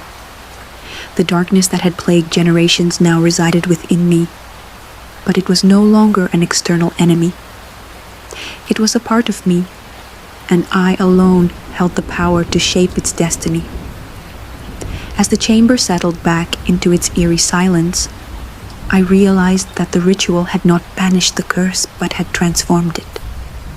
The malignant force, once an oppressive weight, now pulsed within me like a dormant ember waiting to be stoked. The future was uncertain. The path to redemption was fraught with peril, and the line between light and darkness remained perilously thin. Yet, for the first time, I felt a glimmer of control, a possibility that, through acceptance and sacrifice, I might redirect the legacy of suffering toward a semblance of healing. With trembling resolve, I rose from the stone floor of the abyss. I gathered the relics of my ordeal, the manuscript, the diary, the locket, and the remnants of the ancient incantations, and made my way back through the winding passages. Each step upward was laden with both sorrow and a nascent hope that the cycle might finally be broken. The Manor, with all its haunted grandeur and endless secrets, loomed behind me as a silent witness to the transformation taking place within my soul. I emerged from the subterranean crypt into the cold night air, my heart pounding with a mixture of fear and determination. The moon hung low and pale in the sky, as if acknowledging my metamorphosis. The cursed legacy was now a part of me, a dark ember that, if carefully nurtured, might one day ignite into a beacon of salvation.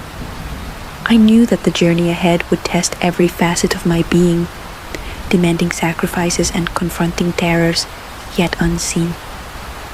But I also understood that the only way to break free from the eternal cycle was to embrace the abyss within and, in doing so, reclaim the narrative of my own destiny. I paused on the threshold of the Manor, gazing back at the ancient structure that had been both my tormentor and my unwitting mentor. Its crumbling walls seemed to breathe a final, sorrowful farewell as I turned away, stepping resolutely into the uncertain future. The darkness within me was no longer a source of paralyzing fear. It was a part of my identity, a force to be understood and perhaps redirected toward a new beginning. The journey to break the curse had truly begun, and with every step, I vowed to confront the shadows, to honor the souls that had come before me, and to forge a path where hope might one day triumph over despair. The night had deepened into an endless void as I emerged from the threshold of the Manor once more, the weight of my newly embraced darkness pressing heavily upon my soul. I could feel the spectral embers of that ancient curse stirring beneath my skin, a reminder that the inheritance I bore was both a shackle and a strange kind of power. Every step away from the abyss resonated like the toll of a distant bell, a bell that signified both an ending and a new beginning. The transformation wrought in the subterranean crypt had left me irrevocably changed. I was no longer the frightened investigator who had once trembled at the mere mention of the exorcism of Roland Doe. Instead, I had become the living vessel of a lineage steeped in sorrow, burdened with a secret that spanned centuries. As I made my way through the twisting corridors of the manor, the walls seemed to whisper with voices from the past.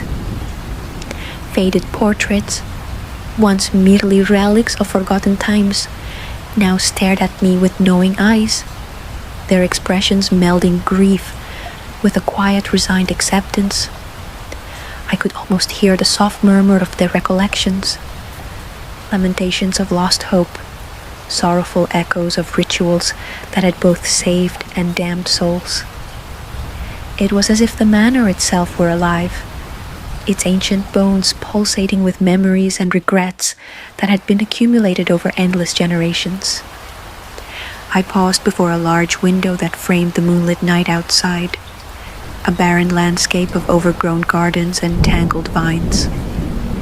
In the pale glow, the manor's silhouette was cast in stark relief against the dark sky, its once magnificent architecture now broken and forlorn. In that moment, I felt the full magnitude of my destiny, a convergence of past and present that left me questioning the very fabric of my identity.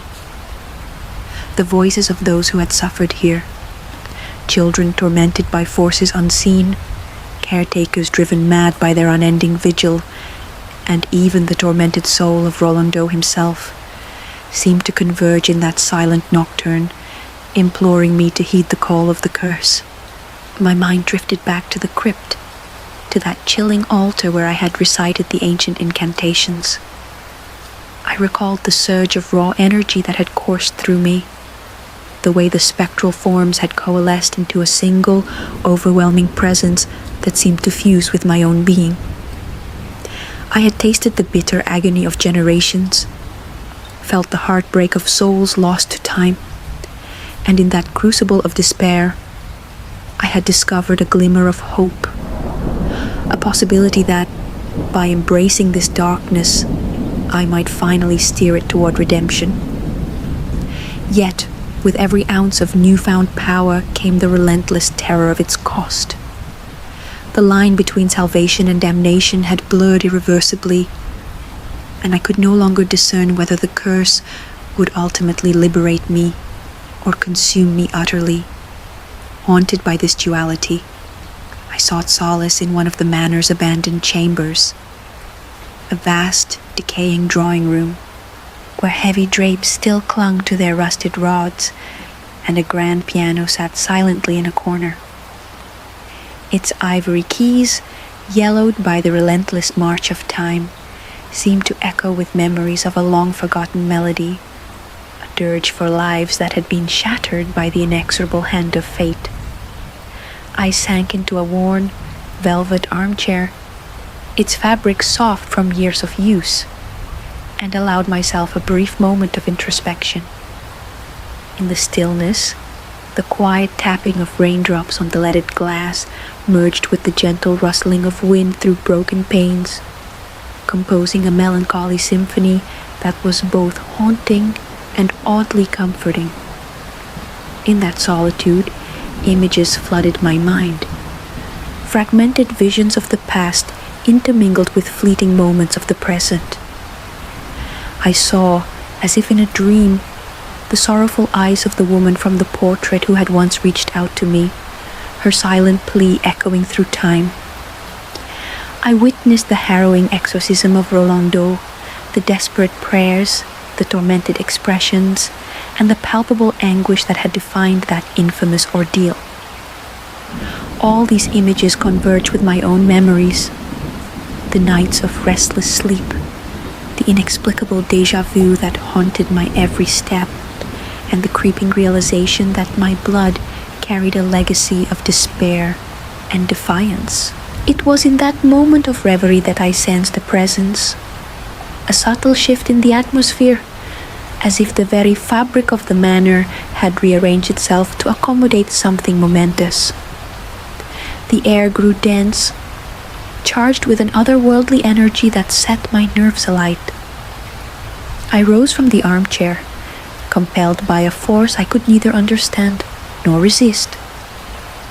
With hesitant steps, I followed the sound of a faint, rhythmic tapping that seemed to emanate from deep within the manor's labyrinthine corridors. the sound was deliberate, insistent, like the measured beat of a heart.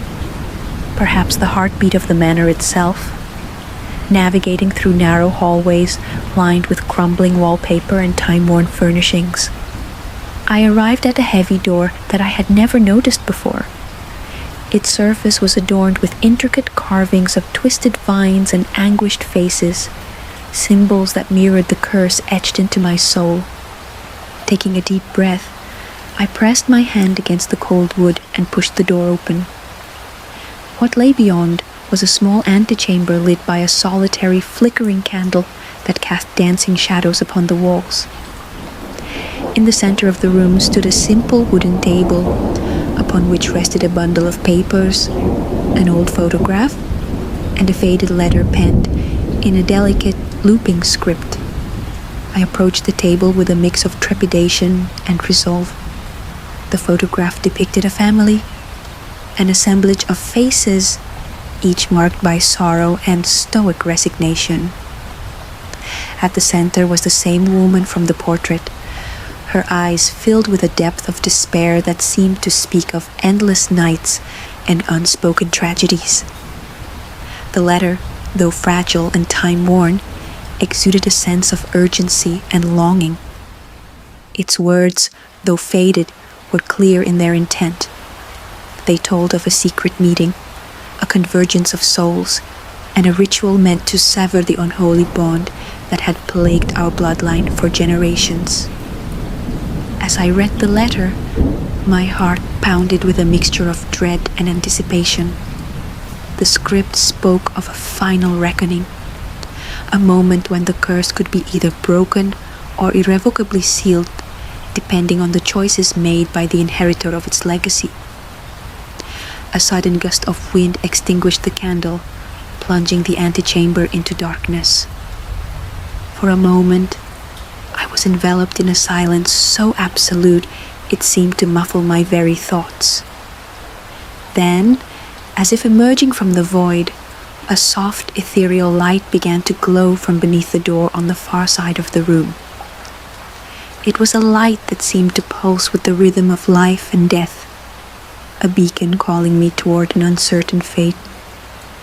With the letter clutched tightly in my hand, I moved toward the source of the glow. Each step was laden with the weight of inevitability, as though the manor itself had charted this course long before I had ever set foot inside its haunted halls. I reached the door and, with trembling fingers, slowly pushed it open. Beyond lay a narrow passage that descended into a subterranean chamber I had not yet explored. A hidden sanctum shrouded in mystery and sorrow. The walls of the passage were damp with condensation and streaked with ancient inscriptions that spoke of rituals and rites long forgotten. As I advanced, the sound of my own footsteps was joined by a subtle, rhythmic chanting, a chorus of voices that seemed to rise from the very stones beneath my feet. The chanting was not malevolent, but it carried a weight of inevitability, as if it were the lament of 100 souls resigned to their fate. In the heart of the chamber, I discovered an ornate mirror, its surface framed by delicate filigree that shimmered faintly in the dim light. The mirror was not like the others I had encountered in the manor. This one pulsed with a soft, inner radiance, and its reflection was strangely distorted. As I gazed into it, I saw not my own face, but a montage of images, a cascade of memories, dreams, and premonitions that unfolded before me in rapid succession. I saw flashes of my childhood, moments of unbridled terror that I had long since repressed. I saw the anguished visages of those who had perished in the exorcisms of old, and I saw, most disturbingly, a future that loomed before me like a dark prophecy, a destiny where the curse claimed not only my soul, but the souls of those I loved. The intensity of the vision left me breathless, my heart pounding as I struggled to reconcile the disparate fragments of time and emotion. In that moment, I understood that the manor was not merely a repository of past horrors, but a crucible in which the fate of its inheritor would be forged. The letter's promise of a final reckoning was no idle hope. It was an inevitable collision of light and darkness, a moment when the veil between redemption and eternal damnation would be lifted. I felt the burden of choice settle upon my shoulders, heavy and unyielding. The legacy of my bloodline, with all its sorrow and its potential for salvation, now rested solely in my hands. Tears welled in my eyes as I whispered a vow to the silent witnesses of the chamber. I would not let this curse define me, nor would I allow it to continue its relentless cycle of despair unchecked. The path before me was shrouded in uncertainty, but I resolved to confront every shadow, every whisper of the past, with the courage that had been kindled within me in the abyss. I gathered the letter and the photograph, along with the other relics I had uncovered over the course of this harrowing journey, and retraced my steps back through the narrow passageway. The echoes of the chanting still reverberated in my ears, a reminder that the souls of the past were not yet at rest, and that their destinies were intertwined with my own. Emerging back into the manor's winding corridors, I felt a strange mixture of liberation and foreboding. The darkness that had once been an oppressive enemy now pulsed within me like a steady drumbeat, a reminder of my own resilience and the heavy cost of my newfound power. With every step, I could feel the manor's presence, a silent mentor and relentless judge guiding me toward an uncertain future. I knew that the final confrontation with my destiny was drawing near.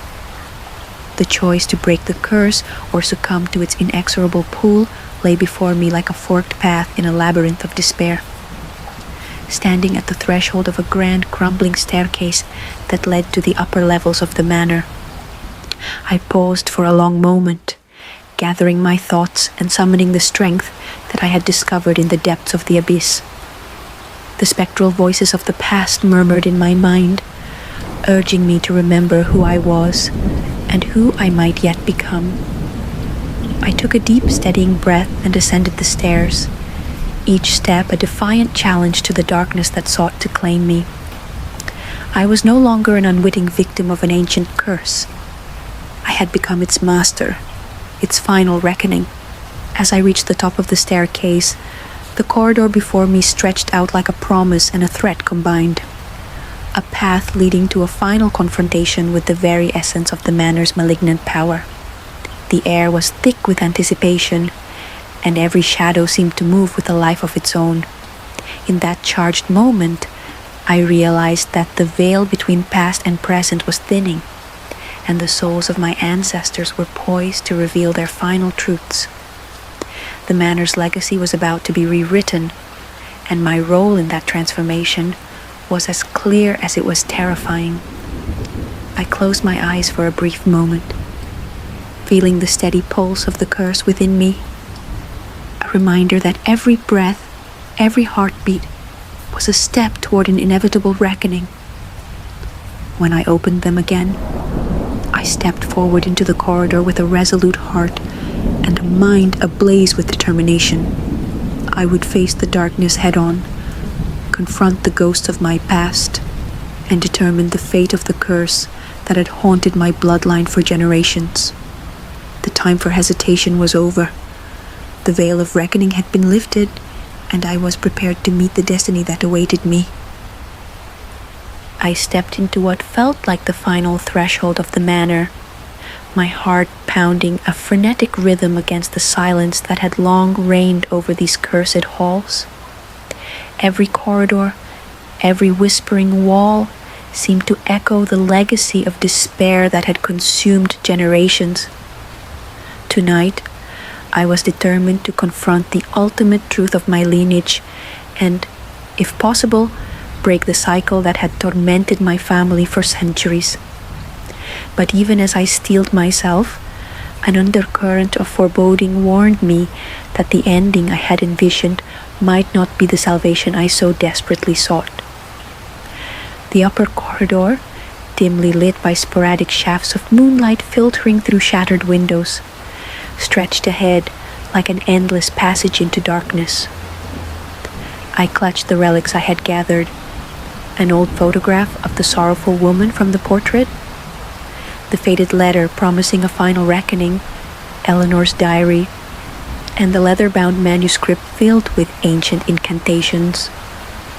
Each piece of evidence was a testament to lives lost and souls ensnared by the malignant force that dwelled here. Every step I took along the creaking floorboards resonated with memories of exorcisms, desperate prayers, and the quiet sobbing of those who had long ago surrendered to despair.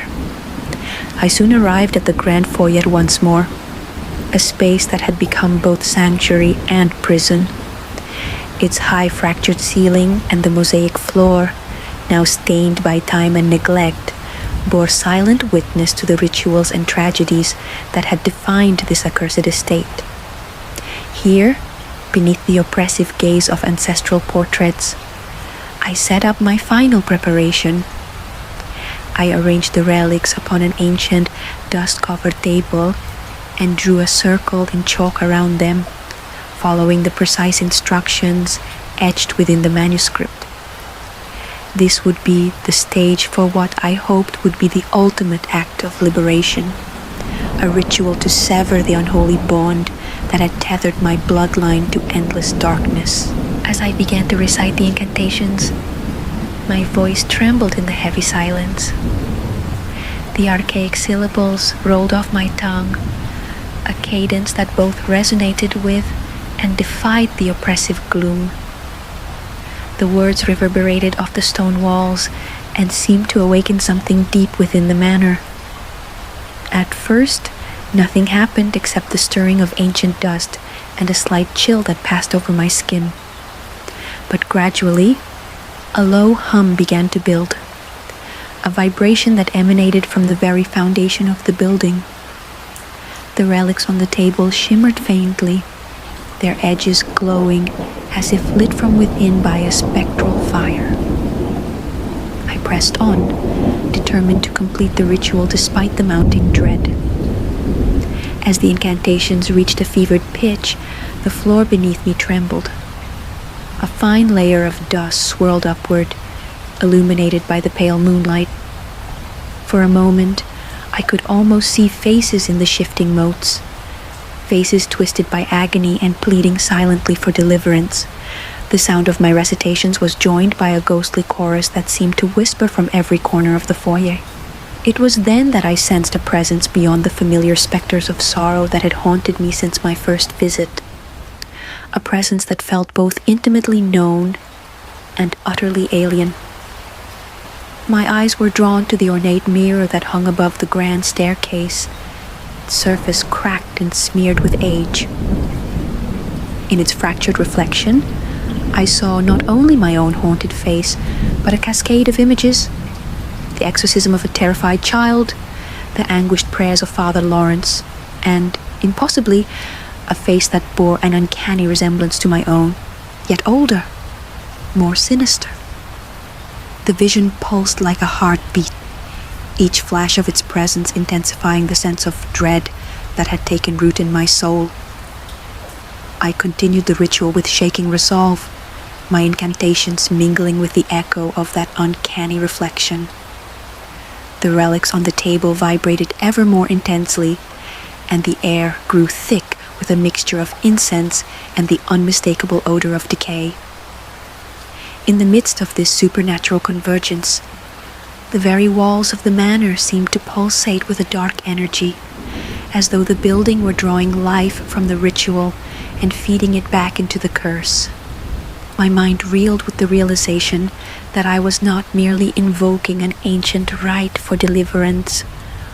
I was also opening a portal to the darkest recesses of my own heritage.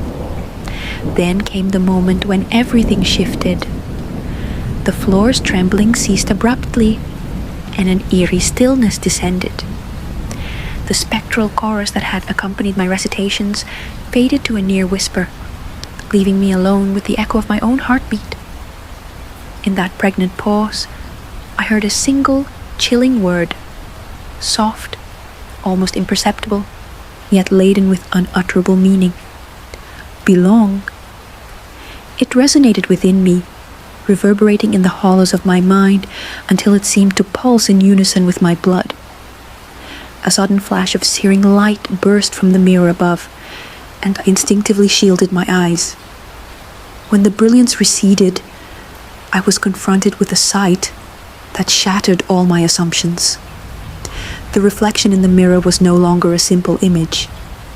It was an apparition, a complete duplicate of myself.